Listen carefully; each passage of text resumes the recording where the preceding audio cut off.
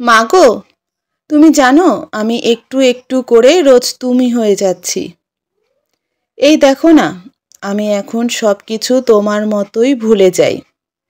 কাঁদতে ভুলে যাই, দুঃখ ভুলে যাই পছন্দের রং কিংবা খাবার।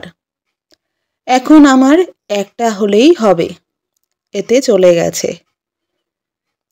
তুমি শুনলে অবাক হবে, কড়াইয়ের গরম তেল হাতে কিংবা মুখে ছিটে উঠলেও আমি এখন আর চিৎকার দিয়ে উঠি না। হাত কেটে রক্ত ঝরলেও পাত্তা দিই না।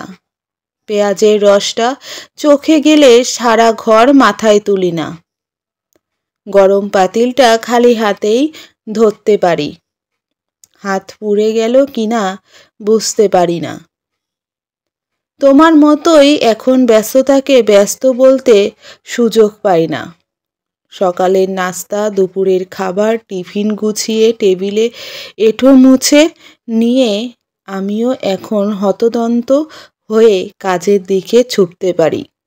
পা দুটোও যে তোমার মতোই হয়ে গিয়েছে, জিরোতে ওরা ভুলে যাই এক্কেবারে।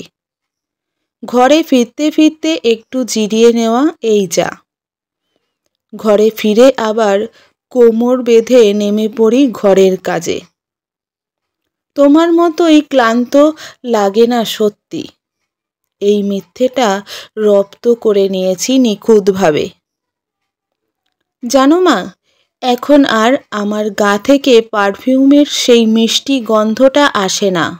পরিবর্তে আসে তোমার গায়ের মতোই তেল চিটচিটে মাছের আঁশটে মজে যাওয়া ঘামের গন্ধটা।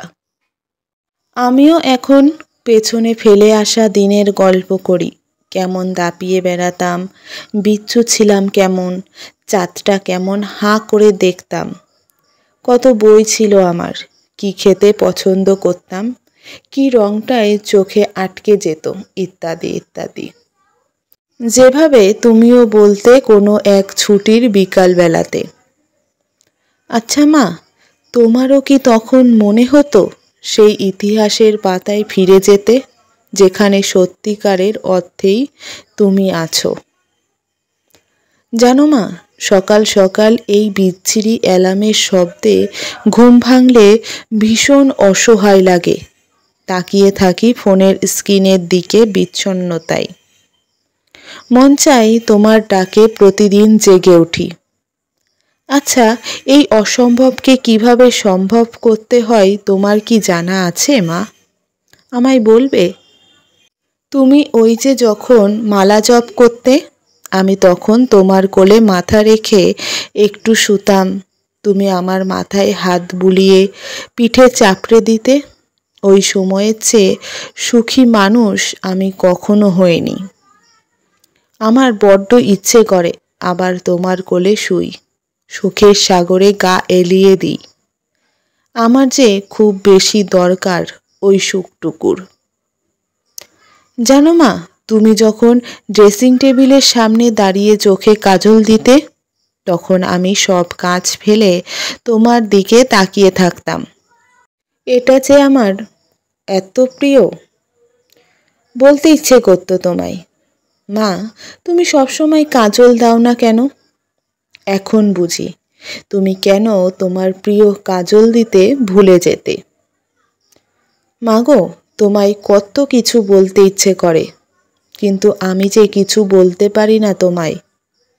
এত এত লেখালেখি, অথচ তোমায় নিয়ে লিখতে গেলেই সাহস আটকে যায়।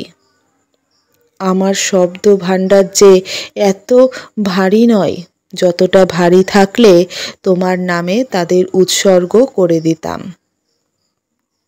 তবুও বলবো, তুমি আমার আস্ত একটা সূর্য মা, যার আলোতে ওই সাদামাটা রংচটা ঘরটা আলোকিত হয়, যার দিকে তাকালে সকল দুঃখ ভুলে হয়ে উঠি ভীষণ সাহসী, যার উত্তাপে দুমড়ে মুচড়ে যাওয়া আমিটা আবার মাথাচাড়া দিয়ে উঠি। তুমি আছো বলেই ভুলে যাই অবহেলার যাতনা, ঘুম না আসা রাত্রিরের শোক, মাথার ঘামে অস্থিরতা সব। শুধু তুমি আছো বলেই এখনো বেঁচে আছি মা, এখনো বেঁচে আছি।